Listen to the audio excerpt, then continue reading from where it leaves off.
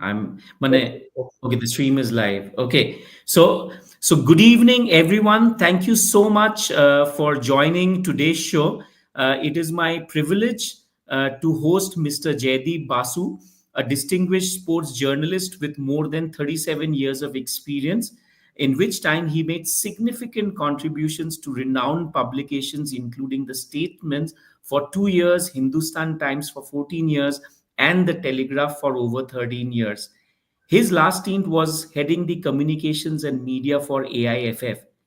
Mr. Jaydeep Basu is also the author of two books, Stories from Indian Football and Box to Box, two of India's most reputed books on football. So, welcome, Mr. Basu, to the show. Thank you, Sanjit. How All are you? right. I'm good. I hope you are doing good as well. Ah, seems so far. Perfect. So it's going to be a no holes barred, next half an hour. A lot of questions which are going to come in to your side. What we are going to do is I have some questions for you which I'm going to ask.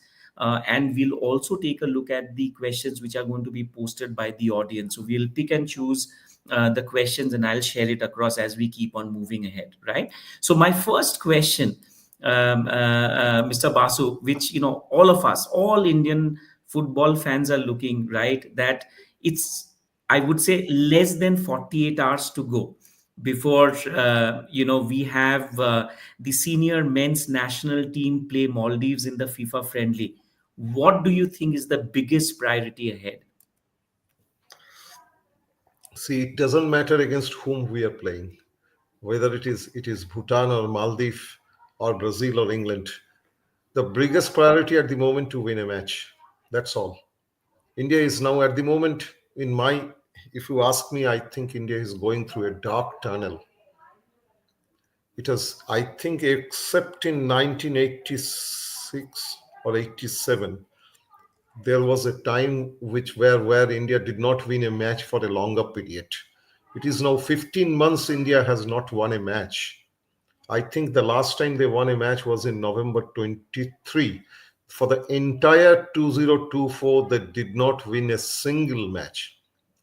The match they were supposed to win, they did not win even.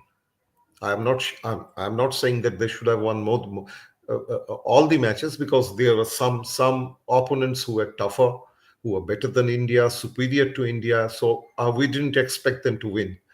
But against teams where they were expected to win, the matches they were expected to win, they not only failed to win, but uh, disappointed at some point of time.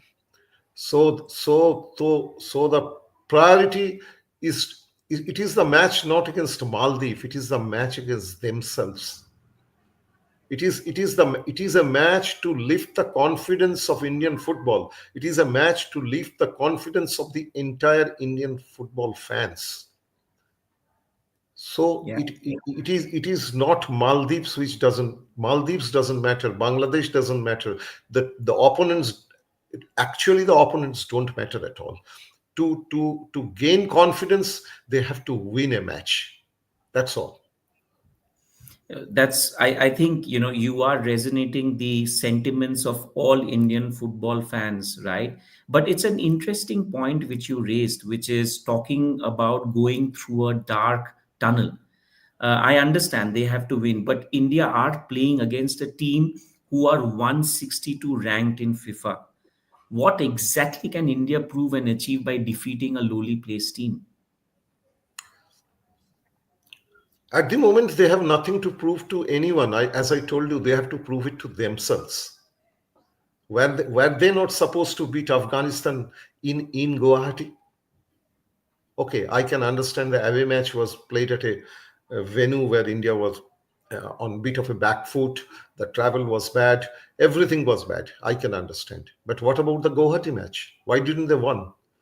Against Afghanistan in the World Cup qualifiers, they were supposed to get 6 points. That's what one expected. They got one. In the Intercontinental, they were supposed to win against Mauritius. I think they drew. So, so as I said, it is what India will achieve. That at least the world will see, the Indian football fans will at least realize, and I think they will heave a sigh of relief that this team has come back to what you call these days as regularly called as winning ways. It is time India should come back to winning ways. That the scenario has changed so much from a very good position in 2023 till September. If you look at 2023, the entire first 9 months from March to September, the 6 months, India were on a high.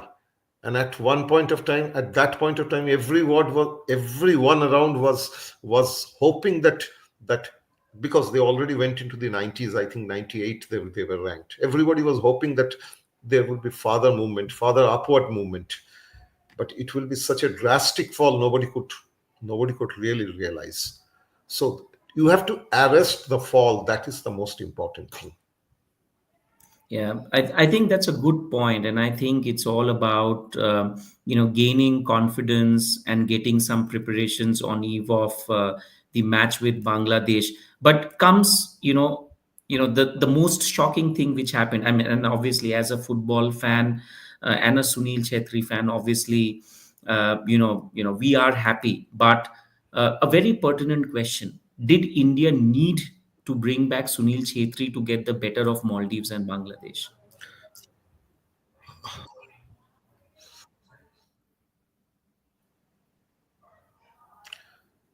Yeah, Sanjeet, your question is, I think, is a question that is on the lips of everybody. Uh, do we really need him to beat Bangladesh and Maldives? Yeah. Because as far as the rankings are concerned, Maldives and Bangladesh are are quite below India in the FIFA rankings. Still, India is 126. I think Maldives is 162, and Bangladesh is also quite low. Uh, but the problem is that I think in the entire 2024, how many goals we have scored? We haven't scored goals. I think of Afghanistan we scored in Guwahati. That was from a penalty. I think Farooq Chaudhary scored a goal against Vietnam. That was a field goal. Then again, Rahul Beck scored a goal, but that was from a set piece movement. So I think during Manolo's time, India have scored, I think, not more than 3-4 goals. So I don't have the exact statistics in my hand at the moment, and uh, and so which Manolo has again and again said. Previously, also he has said on. Actually, he has said it without beating around the bush. He has said he need people who can score goals. A couple of days ago in Shillong, he spoke to the AFF official website, and where he has also said that he said it in as many words. He needs people who can score goals. And what Manolo perhaps not said, but we can clearly realize that the Spanish coach is yet to find a player on who, apart from Sunil Chhetri, on who he can rely to to score goals. So bringing back Sunil Chhetri, I am not sure whether it is the need of the hour, Sanjeev. It is certainly not. If you look at it in a black and white way, no, it's not. You don't bring back any a retired player, and when he's past his prime, when he's approaching 40 or he's 40, I don't know how much is Sunil at the moment, whatever. So it's a if you put yourselves in Manolo's place, he's in a desperate situation. Given the Asian Cup qualifiers draw, this Bangladesh match, India have to win. Yeah. They have to win this match at home. Next match is at away in Dhaka or wherever in Bangladesh. So none of us are sure what India are going to do on an alien pitch. So he needs 3 points here to stay in contention. He needs 3 points here. So that is the reason he has brought back Sunil Chhetri, because he needs somebody who he can actually fall upon to score a few goals. So, fair enough. So, I think, two things come to my mind. One, obviously, is I think Manolo's, statement where he said that right now, if he has to take a look at why he is getting back Sunil Chhetri, because he says that he is fit and he can score goals. That is one. And second is, do you feel Manolo has taken a shortcut route to success? See, he hasn't won a match. So is it that he's looking to improve his record by managing to get back Chetri? Ha, to improve his record is an understatement. He has no record at the moment. But again, if we look at the bigger picture, if we look at the bigger picture, I think we some of us may refrain ourselves from criticizing Manolo, or pointing our fingers to Manolo. He has been given 4 matches so far. Okay, and before the intercontinental, he was brought in before the, I think, intercontinental cup in September.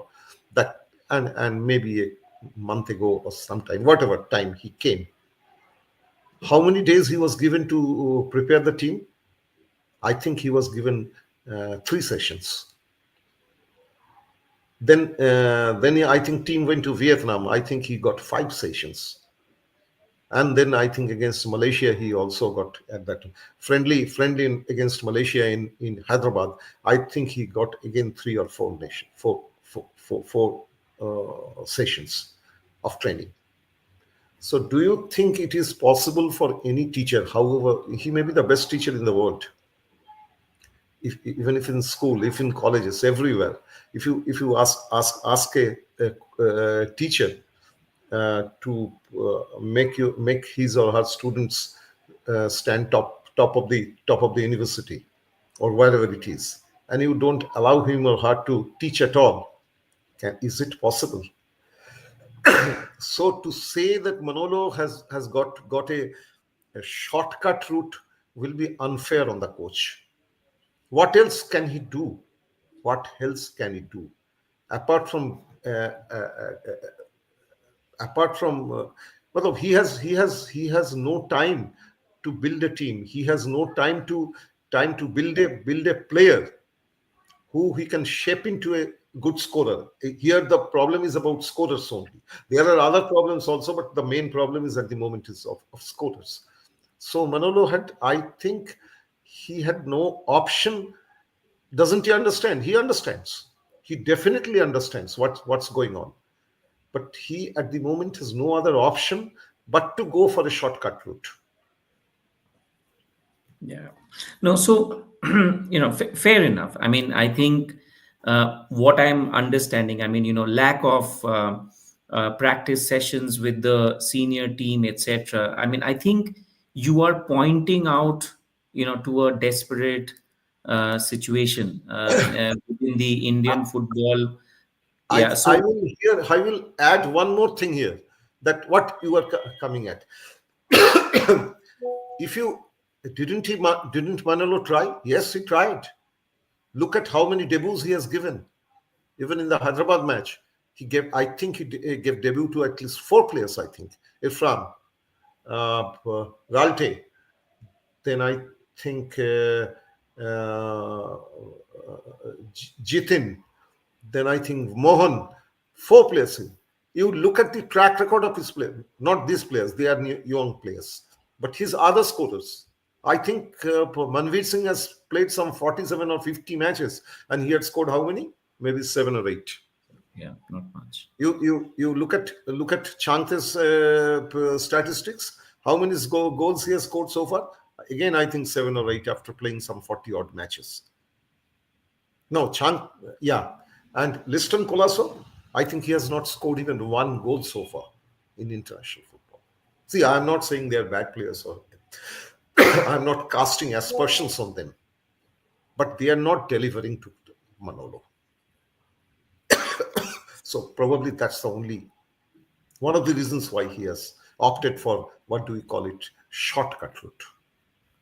Which is, which I understand, because he made four changes and they just could not deliver. So, my next question is, do you think it's something to do with the way how our Indian football, just in terms of structure, players, the opportunities for them to play matches, it's a whole ecosystem I'm talking about. So do you think that there are problems, which is, and it looks like to be a desperate situation for Indian football and the fans who are following Indian football? So what are the reasons behind it? Reasons behind, Reasons I mean, behind, yeah, so the reasons this behind situation has come. the situation, Why this yes. is?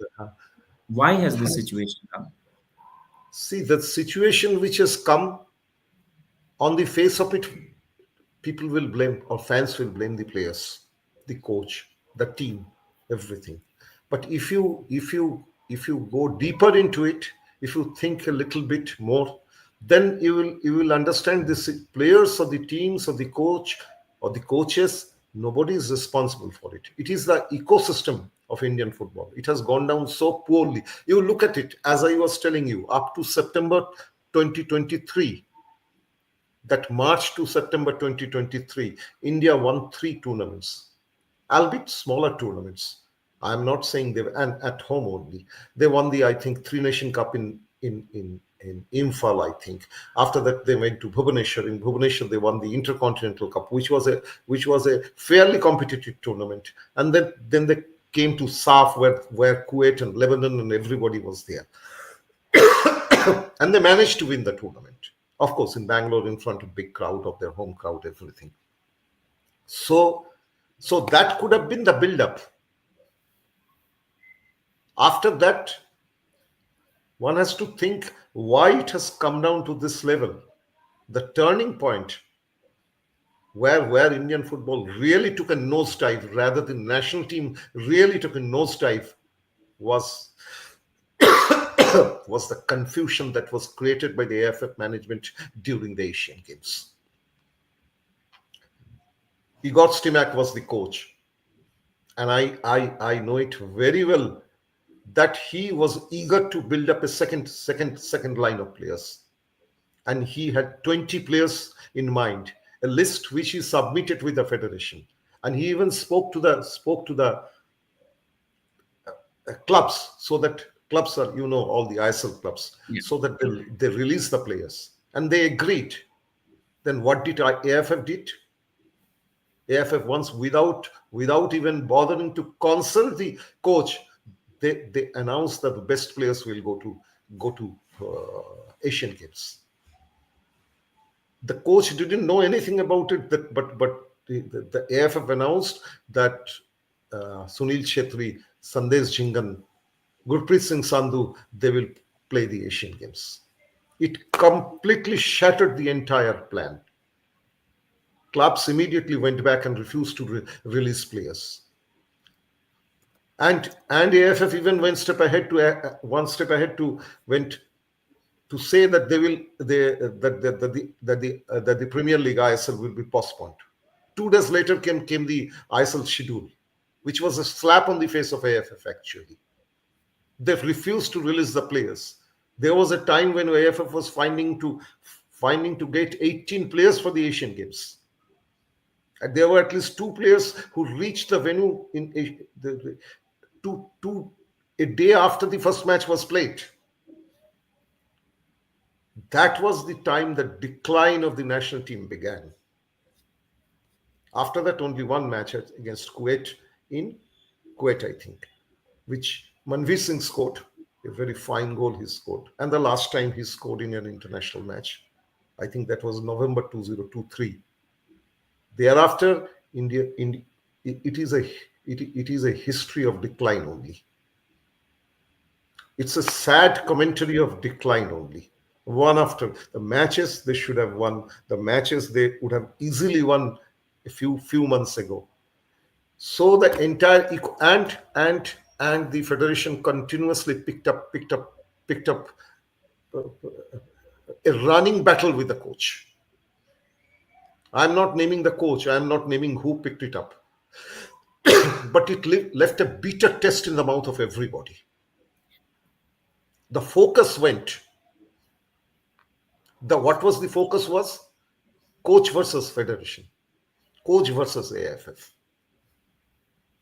And finally the coach was most unceremoniously sacked. Yeah. So all put together, it didn't do anything good to the health of the national team. It has an impact. It has an impact on the players. It has an impact on the performance. It has an impact on training sessions, everything. So today, that is the reason the national team is still suffering. So, so I, completely hear you in terms of how, when we were at the peak of, winning back-to-back tournaments, instead of, that being the point where we really take it to the next level, I think the way how the entire focus changed and it became more of a federation versus the coach, which kind of, nosedived the entire momentum which was created. And if I'm not sounding controversial, I also recollect that I think that was sometime in November 2022 or 23, where Arsene Wenger had also come down to India, to develop the talent development, the TDS, right, the talent development scheme. But then again, there were a lot of promises, and I think again, we just could not capitalize, on that initiative which was taken. So, just to end, I know we are just on time, but looking at, obviously, the focus is to ensure, as you correctly mentioned, that India has to win. But any last thoughts, just in terms of what is your, if you have to talk about the top three priorities if India football has to really turn back, apart from the first one which you clearly mentioned, with no words minced, is India has to win. That's one. But anything else which you feel that we really need to think through, so that fans, and the football fraternity in India, we don't get disappointed. See, Sanjeet, first of all, the first thing is about winning a match. That is always there, because the football itself is about winning. It is that's the main thing of football. But we have to think how to make a system where the national team will have a smooth functioning.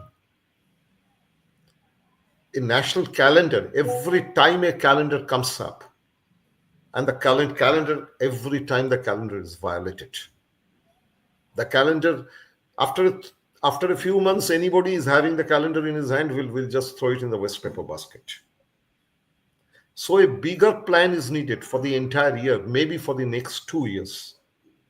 And it is not impossible. It is certainly not impossible. Only thing, you have to speak to the coach and ask what his plan is. And then you have to speak to the stakeholders to ensure. I'm not saying whatever the coach is asking, you should get 100% out of it. That's perhaps not possible. Not only in India, perhaps not possible anywhere. Because clubs have their own priorities. Lot of things, lot of unexpected problems come up. So it is not, but how to at least streamline the entire thing. Now the thing is absolutely not streamlined.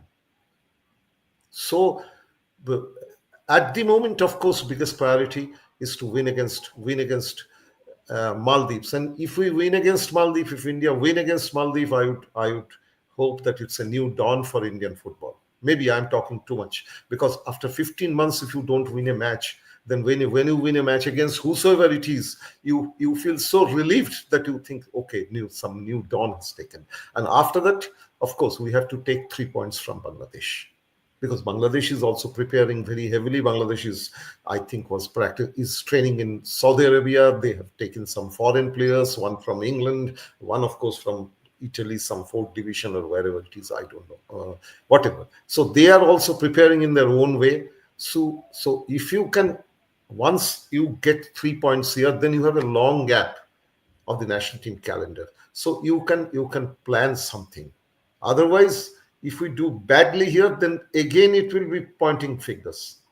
Yeah. And I'm sure, uh, even the present coach will have a rethink about his own future if nothing happens this time also.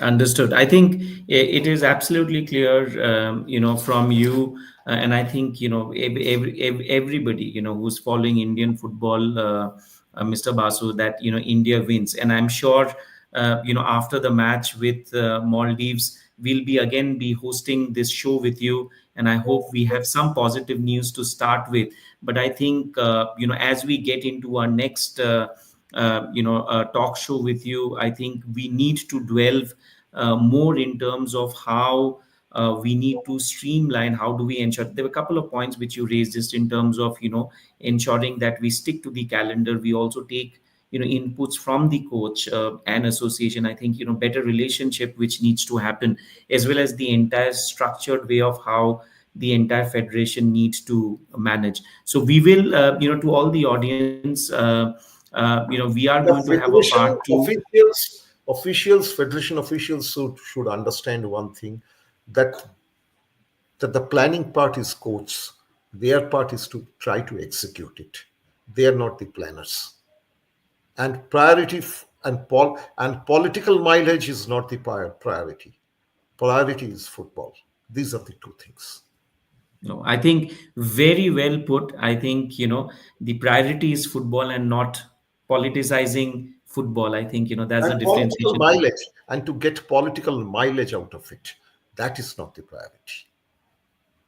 I mean, very, very apt, because, as football fans who are passionate about football, we want the betterment for Indian football, and we would love to see India win. So thank you so much, for your time, Mr. Basu. I look forward to hosting you again, keeping our fingers crossed that, India wins, and looking forward to hosting you in our next talk session, in a couple of days' time. Thank you so Thank much. you. Thank you, Sanjit. Thank you so much. Yeah, thank you. Thank you.